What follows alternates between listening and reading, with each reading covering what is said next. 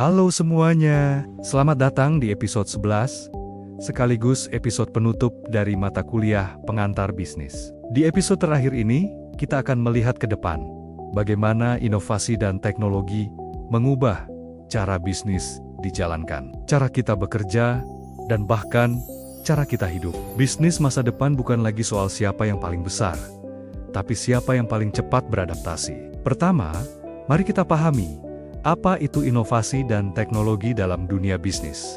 Inovasi adalah proses menciptakan nilai baru, bisa berupa produk baru, layanan baru, atau bahkan cara kerja yang lebih efisien. Sedangkan teknologi adalah alat yang mempercepat proses inovasi tersebut. Charles Darwin pernah bilang, yang bertahan bukanlah yang paling kuat, tapi yang paling bisa beradaptasi. Teori ini sangat relevan di dunia bisnis saat ini. Lihat saja perubahannya.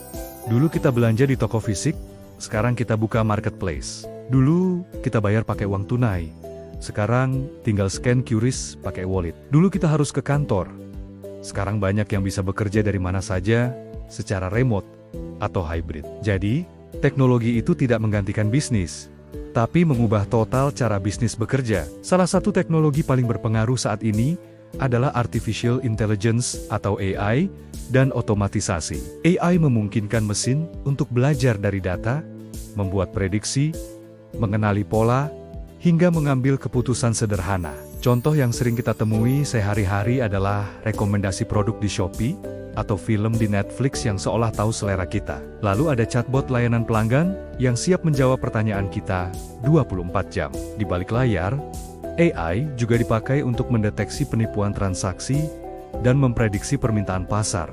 Sementara itu, otomatisasi hadir untuk menggantikan pekerjaan yang repetitif dan rutin. Misalnya, mesin produksi otomatis di pabrik, gudang pintar yang dikelola robot, sistem akuntansi yang berjalan sendiri, bahkan kasir tanpa manusia. Dampaknya luar biasa. Biaya operasional jadi lebih rendah, kecepatan produksi meningkat, dan kesalahan manusia bisa dikurangi drastis. Tapi, ini juga jadi tantangan. Otomatisasi menuntut kita sebagai tenaga kerja untuk punya keterampilan baru yang tidak bisa digantikan mesin. Selanjutnya, kita masuk ke era platform ekonomi. Ini adalah model bisnis yang tidak menjual produknya sendiri, tapi menghubungkan berbagai pihak dalam satu ekosistem digital. Contoh paling mudah adalah Gojek, yang menghubungkan driver dengan penumpang, atau Tokopedia, yang menghubungkan penjual dengan pembeli. Ada juga Airbnb, yang menghubungkan pemilik properti dengan para penyewa. Uniknya, platform ini tidak selalu memiliki aset utamanya. Gojek tidak punya motor atau mobil, Tokopedia tidak punya barang dagangan, dan Airbnb tidak punya properti. Aset utama mereka adalah interaksi dan data. Keunggulannya jelas, mereka bisa berkembang dengan sangat cepat karena efek jaringan, di mana semakin banyak pengguna, semakin berharga platform tersebut.